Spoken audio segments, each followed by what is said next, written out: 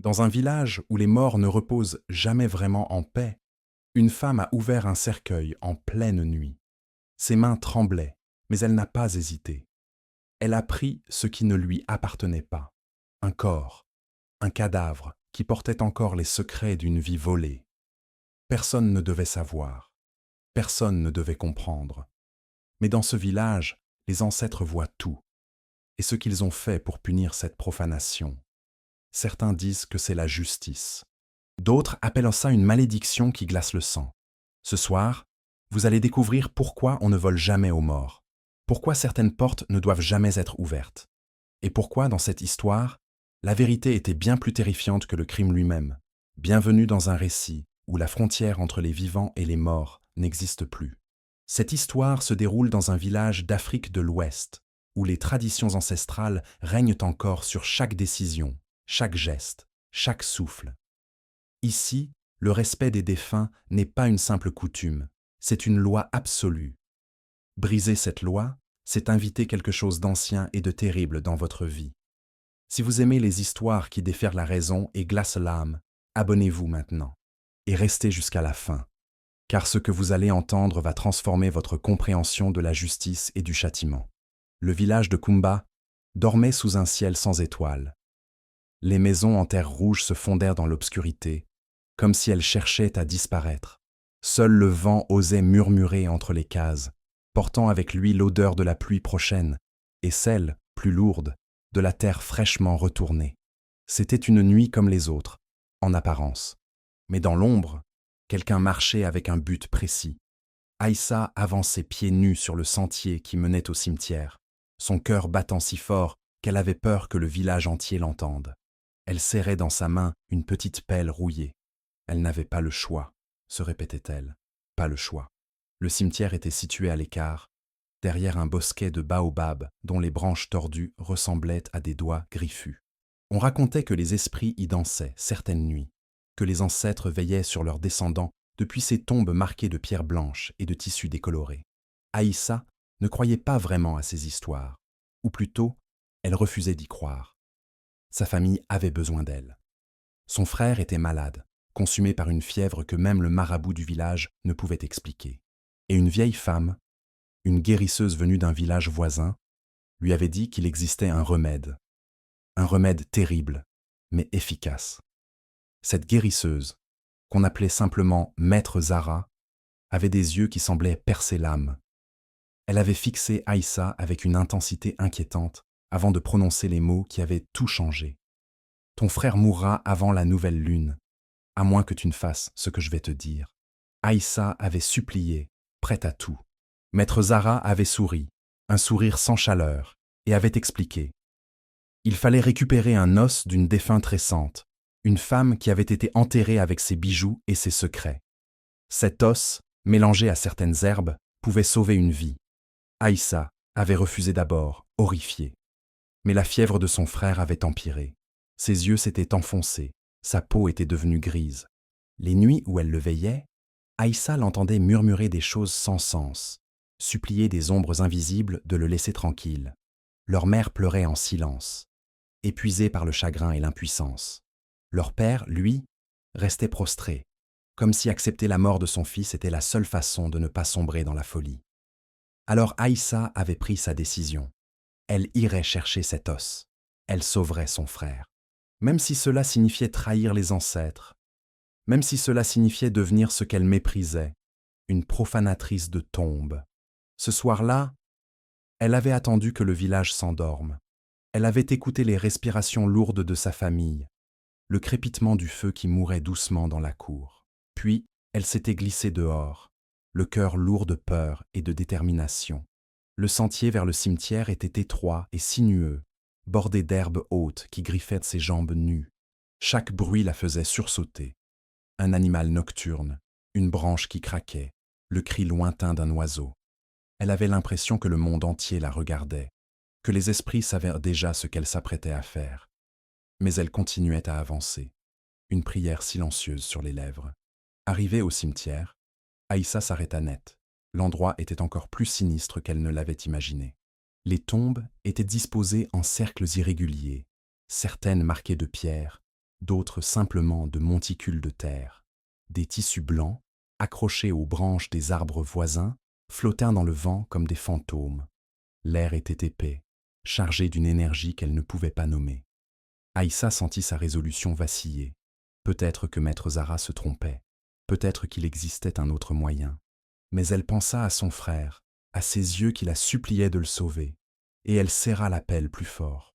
Maître Zara lui avait indiqué quelle tombe visiter. Celle de Mariama, une femme qui était morte 3 semaines plus tôt. Mariama avait été riche, influente, respectée. On disait qu'elle avait accumulé des secrets tout au long de sa vie, qu'elle connaissait des choses sur chaque famille du village. Son enterrement avait été grandiose, avec des chants, des danses, des offrandes. Mais maintenant, elle reposait seule, sous la terre froide. Aïssa trouva la tombe facilement. Elle était marquée d'une grande pierre blanche et de plusieurs tissus colorés. Elle s'agenouilla, les mains tremblantes, et commença à creuser. La terre était dure, compacte. Chaque coup de pelle résonnait dans le silence. Au bout de quelques minutes, elle sentit quelque chose de solide sous la lame. Son cœur bondit. Elle creusa plus vite, écartant la terre avec ses mains. Et puis, elle le vit, le cercueil. Il était simple, en bois sombre, déjà rongé par l'humidité. Aïssa hésita. C'était le moment de tout arrêter, de partir, d'oublier cette folie. Mais elle pensa encore à son frère. Elle posa la pelle, et, avec une force qu'elle ne se connaissait pas, elle força le couvercle. Il céda avec un craquement sinistre.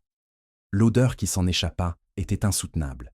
Une puanteur de chair en décomposition mêlée à quelque chose de plus étrange, de plus ancien. Aïssa plaqua une main sur son nez et regarda à l'intérieur. Mariama était là, ou ce qu'il en restait. Son visage était méconnaissable, gonflé et noirci, mais ses bijoux étaient encore là, scintillant faiblement dans l'obscurité. Aïssa tendit la main vers le corps, cherchant un os, n'importe lequel. Ses doigts effleurèrent quelque chose de froid et rigide. Elle tira. Un petit os, peut-être une phalange, se détacha avec un bruit écœurant. Aïssa le glissa dans la poche de sa robe, referma le cercueil tant bien que mal, et commença à remplir la tombe. Elle travaillait vite, paniquée, persuadée que quelqu'un allait arriver et la surprendre. Quand elle eut terminé, elle se redressa, hors d'haleine. Le cimetière était toujours silencieux, trop silencieux. Aïssa se retourna pour partir, mais quelque chose l'arrêta. Une sensation étrange, comme si on l'observait. Elle scruta l'obscurité, cherchant une forme, un mouvement. Rien, juste le vent qui faisait danser les tissus blancs. Elle secoua la tête, se disant qu'elle était paranoïaque. Elle ramassa la pelle et s'éloigna rapidement. Mais alors qu'elle atteignait l'entrée du cimetière, elle entendit un bruit qui la glaça jusqu'aux os. Le son d'une respiration lente, rauque, juste derrière elle. Aïssa se figea. Devait-elle se retourner? Devait-elle courir? Avant qu'elle ne puisse décider, une voix murmura son nom. Aïssa ne se retourna pas. Elle ne pouvait pas. Son corps refusait de bouger, comme si des chaînes invisibles la retenaient. La voix qui avait murmuré son nom était grave, cassée, presque méconnaissable. Mais il y avait quelque chose de familier dedans, quelque chose qui lui donna envie de hurler. Elle serra la pelle contre elle et ferma les yeux, priant pour que ce soit un cauchemar. Mais la voix répéta son nom, plus fort cette fois, avec une insistance qui ne laissait aucun doute. Elle était réelle. Aïssa sentit quelque chose de froid effleurer son épaule. Une main glacée qui semblait venir d'ailleurs. Elle ouvrit enfin les yeux et se força à regarder. Il n'y avait personne. Le cimetière était vide, baigné par une lumière lunaire qui venait de percer les nuages. Aïssa recula d'un pas, puis d'un autre, avant de se mettre à courir. Elle courait sans regarder en arrière, le souffle court, les jambes tremblantes. Elle ne s'arrêta qu'une fois arrivée dans sa cour, devant la maison silencieuse. Elle s'effondra contre le mur, les poumons en feu. Avait-elle imaginé cette voix? Avait-elle imaginé cette main? Elle sortit l'os de sa poche et le regarda. Il était petit, grisâtre, encore humide. Elle frissonna et le glissa dans un tissu avant de le cacher sous son matelas. Demain, elle l'apporterait à maître Zara. Le lendemain matin, Aïssa se réveilla avec un poids sur la poitrine. Elle avait à peine dormi, hantée par des rêves étranges, où Mariama la poursuivait à travers le village, ses bras squelettiques tendus vers elle. Elle se leva et alla voir son frère. Il était toujours alité, mais sa respiration semblait un peu plus régulière. Leur mère était assise à ses côtés, fatiguée, mais pleine d'espoir. « Il va mieux, Aïssa », murmura-t-elle. « Je crois que les prières commencent à marcher. » Aïssa hocha la tête, incapable de parler. Elle savait que ce n'était pas les prières, c'était ce qu'elle avait fait, ce qu'elle devait encore faire. Elle partit discrètement pour le village voisin, là où maître Zara vivait dans une petite case isolée. Le chemin était long, et Aïssa marchait d'un pas rapide, pressée d'en finir. Elle avait l'impression que le village entier savait ce qu'elle avait fait. Chaque regard qu'on lui lançait semblait l'accuser. Chaque murmure semblait parler de son crime. Mais personne ne l'arrêta. Elle arriva enfin devant la case de maître Zara. La vieille femme était assise dehors, comme si elle l'attendait. Elle sourit en la voyant, un sourire qui n'atteignit pas ses yeux. « Tu l'as apporté ?» demanda-t-elle. Aïssa hocha la tête et sortit l'os enveloppé dans le tissu. Maître Zara prit l'os avec une révérence étrange, presque religieuse. Elle le tourna entre ses doigts, l'examina sous tous les angles. Puis, elle leva les yeux vers Aïssa. « Tu as fait ce qu'il fallait, » dit-elle. « Ton frère vivra. » Aïssa ressentit un mélange de soulagement et de culpabilité. Elle voulait croire que c'était vrai, que son frère allait guérir, mais une part d'elle savait que ce qu'elle avait fait était impardonnable. Maître Zara disparut à l'intérieur de sa case et revint quelques minutes plus tard avec une petite fiole. « Fais-lui boire ceci chaque soir avant le coucher, » expliqua-t-elle. « Dans 3 jours, il sera debout. » Aïssa prit la fiole et la serra contre elle. Elle rentra chez elle et suivit les instructions de maître Zara. Chaque soir, elle donnait la potion à son frère. Et effectivement, jour après jour, il allait mieux. Sa fièvre tombait. Ses yeux reprenaient leur éclat. Sa voix redevenait forte. Leur mère pleurait de joie. Leur père remerciait les ancêtres. Aïssa, elle, restait silencieuse. Elle savait que ce miracle avait un prix. Elle ne savait pas encore lequel, mais elle le sentait. C'était comme une ombre qui planait sur elle, invisible mais présente. Elle ne dormait plus bien. Chaque nuit, elle faisait les mêmes cauchemars. Mariama qui la regardait, qui l'appelait, qui réclamait ce qui lui appartenait. Puis, une nuit, quelque chose changea. Aïssa se réveilla en sursaut, le cœur battant. Elle avait entendu un bruit venant de la cour. Elle se leva doucement et se dirigea vers la fenêtre. Ce qu'elle vit la glaça. Une silhouette se tenait debout, au milieu de la cour, immobile. Une silhouette de femme, vêtue de blanc, les cheveux longs et défaits. Aïssa reconnut immédiatement la robe. C'était celle dans laquelle Mariama avait été enterrée. Elle recula, terrifiée, et se cacha derrière le mur. Quand elle osa regarder à nouveau, la silhouette avait disparu. Mais elle savait qu'elle n'avait pas rêvé. Mariama était venue. Les jours suivants, les apparitions se multiplièrent. Aïssa voyait Mariama partout. À la lisière du village, près du puits, devant sa maison.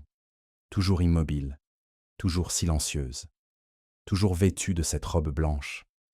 Personne d'autre ne semblait la voir. Aïssa commença à douter de sa santé mentale. Était-elle en train de devenir folle? Ou était-ce la punition qu'elle méritait? Elle essaya d'en parler à sa mère, mais les mots refusaient de sortir. Comment expliquer ce qu'elle avait fait? Comment avouer qu'elle avait profané une tombe pour sauver son frère? Elle garda le silence, enfermée dans sa culpabilité et sa peur. Un soir, alors qu'elle puisait de l'eau au puits, elle entendit des femmes parler. Elles parlaient de Mariama. « On dit que sa tombe a été violée », murmura l'une d'elles. « Quelqu'un a déterré son corps. » Aïssa faillit lâcher son seau. Elle se figea, écoutant attentivement. « Ah, qui ferait une chose pareille ?» demanda une autre femme scandalisée. « Un voleur, probablement. Mariama avait des bijoux précieux. » Aïssa se força à respirer calmement. Elle remplit son seau et partit rapidement. Mais elle savait que le village commençait à parler. Tôt ou tard, quelqu'un ferait le lien. Tôt ou tard, on découvrirait la vérité. Et alors, que deviendrait-elle? Cette nuit-là, Aïssa ne put dormir. Elle resta éveillée, les yeux fixés sur le plafond, attendant que quelque chose se passe. Et effectivement, vers minuit, elle entendit un bruit, un grattement lent, répétitif, contre le mur de sa chambre. Elle se redressa, le cœur battant. Le bruit continuait, de plus en plus fort. Puis, soudain, il s'arrêta. Un silence pesant s'installa. Aïssa tendit l'oreille. Et puis, elle l'entendit. Une voix, juste derrière la porte. « Rends-moi ce que tu as pris », la voix de Mariama. Aïssa se leva d'un bond, reculant jusqu'à se coller contre le mur opposé. La porte était fermée, mais elle sentait une présence de l'autre côté. Aïssa passa le reste de la nuit recroquevillée dans un coin, tremblante. Quand le soleil se leva enfin, elle se précipita dehors. Elle devait voir Maître Zara. Elle devait comprendre ce qui lui arrivait. Elle parcourut le chemin jusqu'au village voisin en courant, sans s'arrêter. Quand elle arriva devant la case de Maître Zara, elle la trouva vide. Les voisins lui dirent que la vieille femme était partie. Personne ne savait où. Aïssa sentit la panique l'envahir. Elle était seule. Seule face à cette malédiction qu'elle avait déclenchée. Elle rentra chez elle, désespérée. Et ce soir-là, alors qu'elle s'apprêtait à se coucher, elle entendit frapper à sa porte. Un coup lent, puis un autre. Aïssa se figea. Qui pouvait frapper à cette heure? Devait-elle ouvrir? Aïssa resta immobile, le souffle coupé. Les coups à la porte continuaient, lents et réguliers, comme un cœur qui bat. Elle savait qu'elle ne devait pas ouvrir. Chaque fibre de son être le lui criait. Mais une part d'elle, la part qui avait besoin de comprendre, la poussait vers cette porte. Elle s'approcha lentement, les jambes tremblantes. « Qui est là ?» murmura-t-elle, la voix à peine audible. Les coups s'arrêtèrent. Un silence oppressant s'installa. Puis, une voix répondit, une voix qu'elle connaissait trop bien maintenant. « Ouvre, Aïssa !» C'était Mariama. Aïssa recula, secouant la tête. Non, elle ne pouvait pas. Elle ne voulait pas. Mais la voix insista. « Ouvre !» Maintenant. Aïssa sentit ses mains bouger malgré elle, comme contrôlées par une force invisible. Elle regarda, horrifiée, ses propres doigts se tendre vers le loquet. Elle essaya de résister, de reprendre le contrôle de son corps, mais rien n'y faisait. Le loquet glissa. La porte s'ouvrit lentement. Et là, dans l'obscurité de la nuit, se tenait Mariama, ou ce qui avait été Mariama. Son visage était déformé, boursouflé, ses yeux vides fixés sur Aïssa. Sa robe blanche était sale, déchirée, tachée de terre. Elle leva une main squelettique vers Aïssa. « Tu as pris quelque chose qui m'appartenait, » dit-elle, sa voix résonnant comme un écho venu d'un autre monde. « Et maintenant, je viens reprendre bien plus. » Aïssa voulut hurler, mais aucun son ne sortit de sa gorge. Mariama fit un pas en avant, puis un autre. Aïssa recula jusqu'à se cogner contre le mur. Elle était piégée. Mariama se tenait maintenant juste devant elle, si proche qu'Aïssa pouvait sentir l'odeur de la mort qui émanait d'elle. « Je veux mon os, » dit Mariama, « et je veux ta vie pour compenser ton crime. » Aïssa secoua la tête, les larmes coulant sur ses joues. « Je suis désolée, » balbutia-t-elle. « Je ne voulais pas. Mon frère allait mourir. » Mariama pencha la tête, comme si elle réfléchissait. « Ton frère, » répéta-t-elle. « Oui, lui aussi devra payer. » À ces mots, Aïssa sentit une rage monter en elle. Elle avait fait ce qu'elle avait fait par amour, par désespoir. Elle avait sauvé son frère. Et maintenant, cette créature voulait le lui prendre. Non, elle ne le permettrait pas. Elle rassembla tout son courage et regarda Mariama droit dans les yeux. « Tu ne toucheras pas à mon frère, » dit-elle d'une voix ferme. Mariama sourit, un sourire terrible, dénué d'humanité. « Tu crois pouvoir m'arrêter ?» demanda-t-elle. « Tu crois que ta volonté compte ?» Elle leva sa main et la posa sur le front d'Aïssa. Une douleur fulgurante traversa le crâne de la jeune femme. Elle s'effondra, inconsciente. Quand Aïssa se réveilla, elle était dans sa chambre, allongée sur son matelas. Le soleil se levait doucement, projetant une lumière dorée à travers la fenêtre. Elle se redressa, désorientée. Avait-elle rêvé? Elle regarda autour d'elle. Tout semblait normal, mais alors qu'elle se levait, elle remarqua quelque chose d'étrange. Ses mains. Elles étaient différentes, plus fines, plus ridées. Elle courut vers le petit miroir accroché au mur et se figea. Le visage qui la regardait n'était pas le sien. C'était celui de Mariama. Aïssa toucha son visage, horrifiée. Comment était-ce possible? Qu'avait fait cette créature? Elle voulut crier, mais encore une fois, aucun son ne sortit. Elle était piégée dans le corps de Mariama. Elle sortit de sa chambre en titubant. Sa famille était déjà réveillée. Sa mère préparait le petit déjeuner. Son père s'occupait du feu. Son frère jouait dans la cour, guéri et plein de vie. Ils ne la remarquèrent pas tout de suite. Quand enfin sa mère leva les yeux et la vit, elle poussa un cri d'effroi. « Qui êtes-vous » demanda-t-elle, reculant. « Comment êtes-vous entré ici ?» Aïssa voulut expliquer, dire que c'était elle, leur Aïssa, mais les mots qui sortirent de sa bouche étaient étranges, déformés. Sa mère appela son père, qui arriva en courant. Il regarda Aïssa avec méfiance. « Sortez d'ici » ordonna-t-il. « Vous n'avez rien à faire dans notre maison. » Aïssa recula, les larmes aux yeux. Elle essaya encore de parler, de leur faire comprendre, mais ils ne l'écoutaient pas. Son frère, lui, la regardait avec une expression étrange, comme s'il reconnaissait quelque chose en elle, mais il ne dit rien. Aïssa finit par sortir de la maison, rejetée par sa propre famille. Elle errait dans le village, désespérée, cherchant quelqu'un qui pourrait l'aider. Mais tout le monde la fuyait. Certains la montrèrent du doigt, chuchotant qu'elle était Mariama, revenue d'entre les morts. D'autres la maudissaient, lui jetant des pierres. Aïssa finit par se réfugier dans une case abandonnée, loin du village. Elle s'assit dans un coin, tremblante, essayant de comprendre ce qui lui arrivait. Pendant ce temps, dans la maison d'Aïssa, quelque chose d'étrange se passait. La vraie Aïssa, ou plutôt son corps, se comportait normalement. Elle souriait, parlait, aidait sa mère. Mais ses yeux étaient différents, froids, vides. C'était Mariama qui occupait maintenant le corps d'Aïssa. Elle avait pris sa place, sa vie, sa famille. Et personne ne s'en rendait compte. Mariama, dans le corps d'Aïssa, savourait sa vengeance. Elle avait volé la vie de celle qui avait osé profaner sa tombe. C'était une justice parfaite, pensait-elle. Une punition à la hauteur du crime. Mais elle ne comptait pas s'arrêter là. Elle voulait tout ce qu'Aïssa avait, y compris son frère. Les jours passèrent.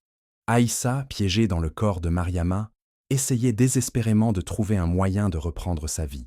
Elle se rendit chez le marabout du village, un vieil homme sage respecté de tous. Il la reçut, méfiant. Aïssa lui raconta son histoire, les larmes aux yeux. Le marabout l'écouta en silence, son visage impassible. Quand elle eut terminé, il hocha lentement la tête. « Ce que tu as fait est grave, dit-il. Profaner une tombe, voler aux morts. Les ancêtres ne pardonnent pas facilement. » Aïssa baissa la tête. Elle savait qu'elle méritait ce qui lui arrivait, mais elle ne pouvait pas abandonner. Pas quand Mariama menaçait son frère. Le marabout réfléchit longuement, puis il parla. « Il existe peut-être un moyen de renverser cette malédiction, dit-il. Mais il exigera de toi un sacrifice immense. » Aïssa leva les yeux, pleine d'espoir. « Quoi que ce soit, je suis prête, » dit-elle. Le marabout la regarda gravement. « Tu devras retourner au cimetière, à la tombe que tu as profanée. Tu devras rendre l'os que tu as volé, et tu devras offrir quelque chose de précieux en échange. » Aïssa fronça les sourcils. « Quelque chose de précieux ?» Le marabout hocha la tête. « Ta propre vie. » Aïssa sentit son sang se glacer. Donner sa vie? Était-ce vraiment la seule solution? Elle pensa à son frère, à sa famille. Oui, elle était prête. Cette nuit-là, Aïssa retourna au cimetière. Elle portait l'os, qu'elle avait récupéré discrètement. Elle se dirigea vers la tombe de Mariama, le cœur lourd. Elle creusa à nouveau, rouvrit le cercueil et déposa l'os à sa place. Puis elle s'agenouilla et pria. Elle pria les ancêtres. Elle pria Mariama. Elle pria pour que son sacrifice soit accepté. Mais rien ne se passa. Le silence du cimetière était oppressant. Aïssa attendit, mais rien. Elle finit par se lever, désespérée. Avait-elle échoué? Alors qu'elle s'apprêtait à partir, elle entendit un rire froid, cruel, familier. Mariama apparut devant elle, toujours dans le corps d'Aïssa. « Tu crois vraiment que c'était aussi simple ?» dit-elle. « Ta vie ne suffit pas. Je veux plus. » Aïssa, dans le corps de Mariama, regarda son propre visage lui sourire avec une cruauté qu'elle ne lui connaissait pas. Mariama, confortablement installée dans la peau d'Aïssa, croisa les bras. « Tu veux récupérer ta vie ?» demanda-t-elle. « Alors prouve-moi que tu en es digne. » Aïssa serra les poings. « Qu'est-ce que tu veux ?» Mariama pencha la tête, comme si elle réfléchissait. « Je veux que tu comprennes la douleur que tu m'as infligée. Je veux que tu vives ce que j'ai vécu. Être oubliée. Être violée dans ma dernière demeure. Être réduite à un simple objet. Un os volé pour servir les vivants. » Sa voix tremblait de rage. « Tu veux ta vie ? Alors tu devras me donner quelque chose d'égal. » Aïssa sentit la peur l'envahir. « Quoi ?» demanda-t-elle. « Que veux-tu que je te donne ?» Mariama sourit. « Ton frère. » Aïssa recula, horrifiée. « Non, jamais. » Mariama haussa les épaules. « Alors reste dans ce corps. Reste Mariama pour toujours. Vis le reste de ta vie rejetée, haïe, maudite. » Aïssa secoua la tête, désespérée. « Il doit y avoir une autre solution, » supplia-t-elle. « Je t'en prie. Mon frère est innocent. » Mariama la regarda longuement, son expression indéchiffrable. « Innocent ?» répéta-t-elle. « Personne n'est innocent. Ton frère vit grâce à mon os. Sa vie m'appartient autant qu'à toi. » Elle fit un pas en avant. « Mais je ne suis pas sans cœur. Je te propose un marché. Si tu réussis, un rituel, tu récupères ta vie. Si tu échoues, ton frère et toi appartiendrez aux ancêtres pour l'éternité. » Aïssa n'avait pas le choix. Elle hocha la tête, acceptant le défi. Mariama expliqua le rituel. Aïssa devrait passer 3 nuits dans le cimetière, veiller sur la tombe de Mariama, et affronter les esprits qui viendraient la tester. Si elle survivait aux 3 nuits sans fuir, sans faillir, sans perdre sa raison, alors l'échange serait annulé. Elle reprendrait son corps. Mariama reprendrait le sien et retournerait au repos éternel. Mais si elle échouait, les 2 âmes resteraient piégées dans cette malédiction pour toujours. Aïssa accepta. Elle n'avait plus rien à perdre. Le rituel commencerait dès la nuit suivante. Mariama disparut dans l'obscurité, la laissant seule avec sa peur et sa détermination. Le lendemain, Aïssa se prépara mentalement. Elle savait que les 3 nuits seraient les plus terrifiantes de sa vie. Elle se rendit au cimetière avant le coucher du soleil et s'installa près de la tombe de Mariama. Elle avait apporté une natte, une bougie et une gourde d'eau. Rien d'autre. Elle devait rester là, immobile, vigilante. La première nuit commença dans un calme trompeur. Les étoiles brillaient faiblement au-dessus d'elle. Le vent murmurait entre les tombes. Aïssa attendait, les sens en alerte. Puis, vers minuit, elle entendit des voix, des murmures qui semblaient venir de partout et de nulle part à la fois. Des voix d'hommes, de femmes, d'enfants. Elle l'appelait. « Aïssa, Aïssa !» Elle ferma les yeux, essayant de rester calme. Les voix se rapprochèrent. « Pourquoi es-tu ici ?» demandèrent-elles. « Pourquoi troubles-tu notre repos ?» Aïssa serra les dents. Elle ne devait pas répondre, ne devait pas montrer sa peur. Les voix continuèrent, de plus en plus insistantes. « Tu as profané ce lieu. Tu as volé ce qui ne t'appartenait pas. » Aïssa ouvrit les yeux. Autour d'elle, des silhouettes commençaient à apparaître. Des ombres spectrales, floues, mais clairement humaines. Les esprits des morts. Ils l'entouraient, la regardaient. Aïssa resta immobile, le cœur battant à tout rompre. Elle ne devait pas bouger, ne devait pas fuir. Les esprits se rapprochèrent encore, leurs mains tendues vers elle. L'un d'eux, un vieil homme au visage creusé, posa sa main sur l'épaule d'Aïssa. Elle sentit un froid glacial traverser son corps. « Tu ne mérites pas de vivre, » murmura-t-il. « Tu as brisé la loi sacrée. » Aïssa frissonna, mais garda le silence.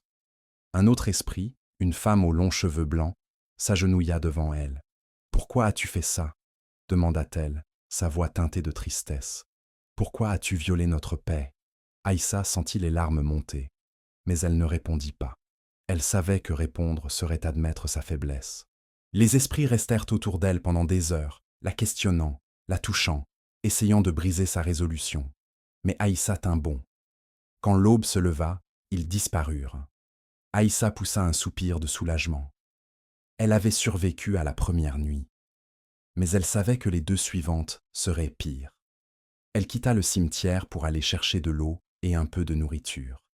En chemin, elle croisa quelques villageois.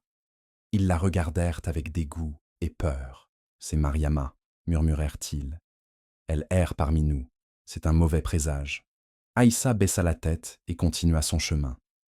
Elle retourna au cimetière avant le coucher du soleil. La 2e nuit commença.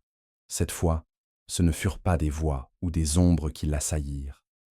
Ce furent des visions, des images terrifiantes qui se formaient devant ses yeux, aussi réelles que la vie elle-même. Elle vit son frère, allongé dans un cercueil, les yeux grands ouverts, mort. Elle vit sa mère pleurer sur son corps. Elle vit son père creuser une tombe.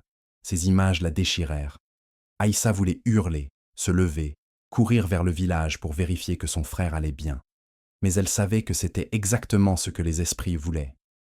Ils testèrent sa détermination, sa capacité à résister à la peur et au chagrin.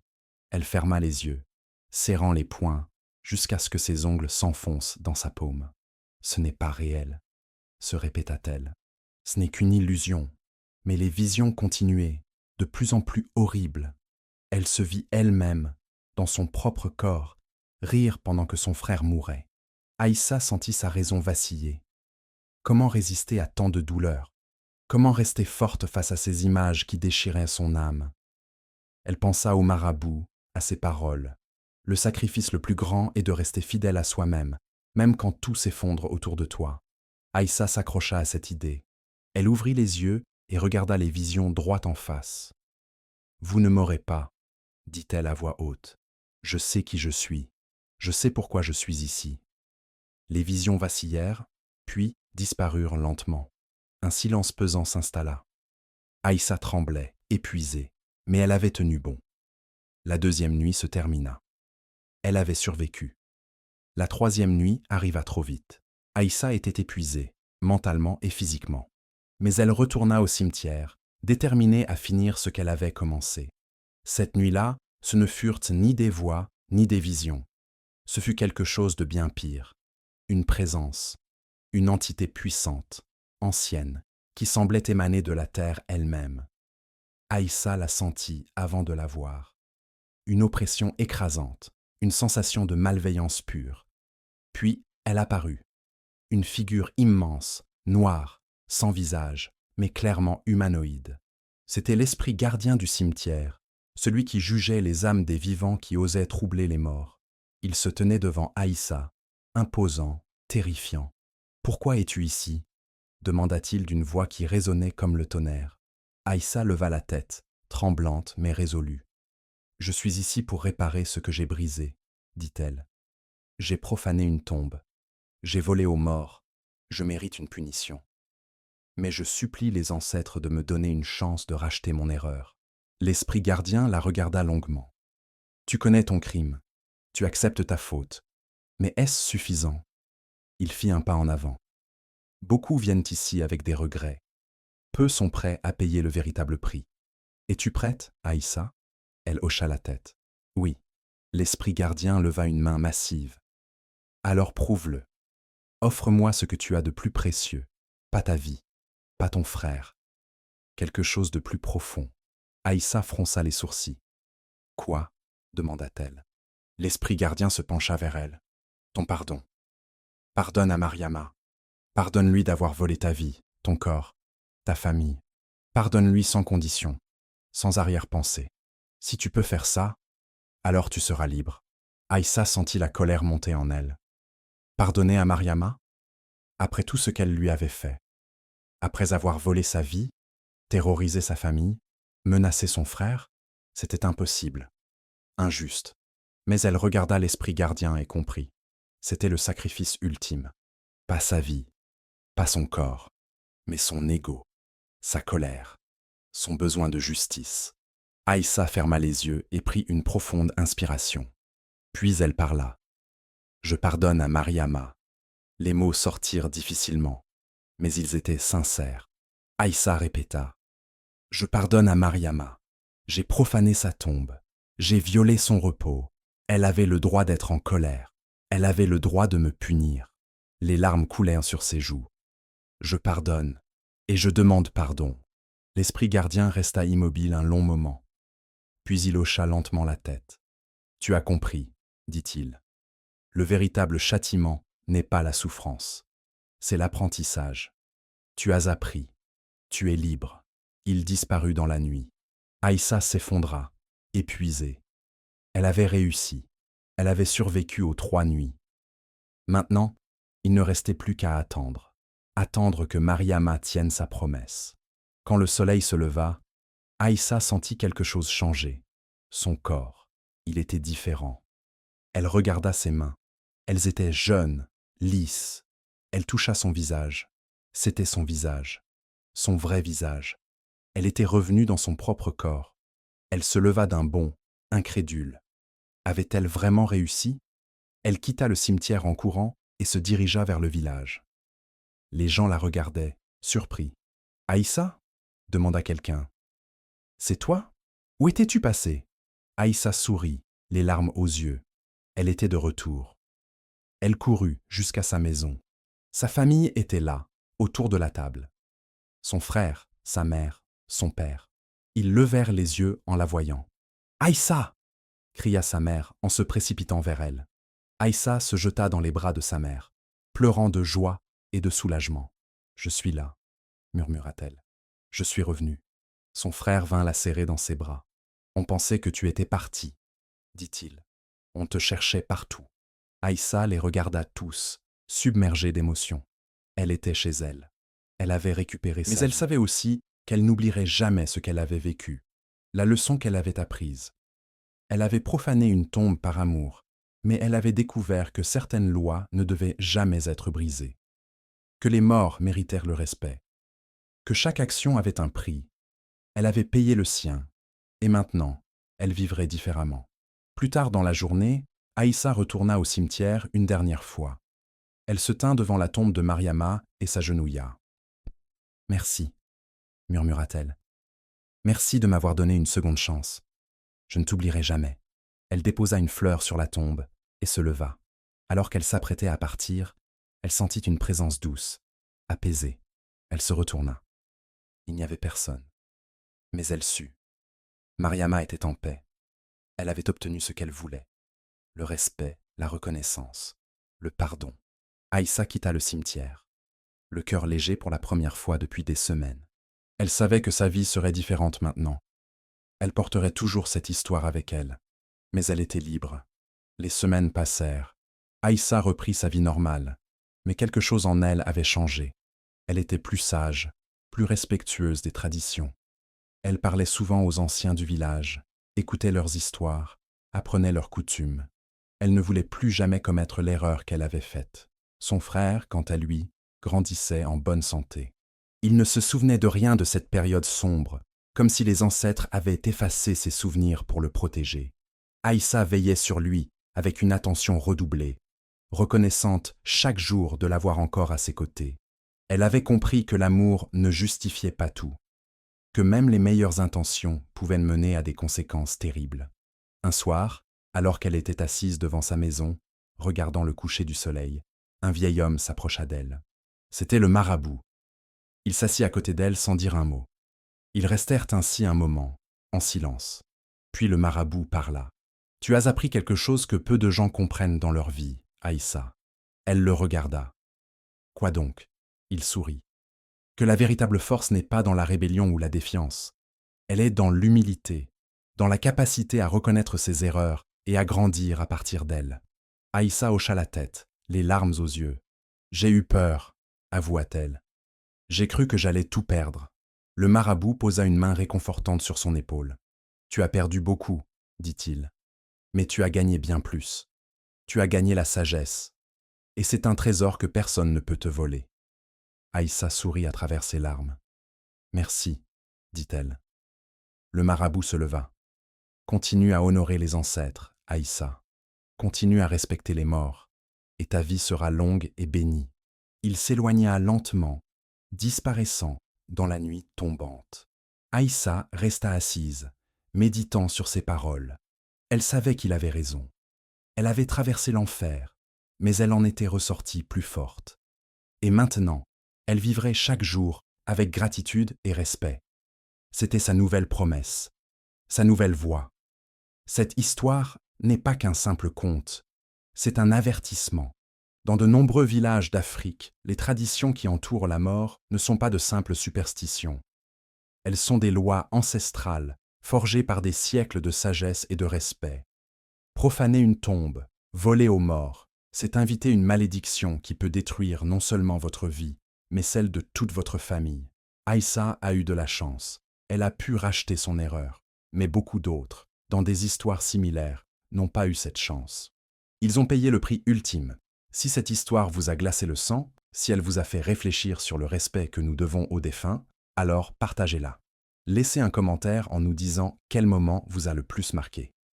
Était-ce l'échange des corps, les 3 nuits dans le cimetière, ou le pardon final d'Aïssa? Nous voulons connaître votre ressenti. Et surtout, abonnez-vous à cette chaîne. Car chaque semaine, nous vous apportons des histoires vraies, des contes qui viennent des profondeurs de l'Afrique, des récits qui parlent de malédiction, de justice ancestrale et de châtiments que même la mort ne peut effacer. N'oubliez jamais, les morts ne dorment jamais vraiment. Ils veillent et ils attendent que justice soit faite.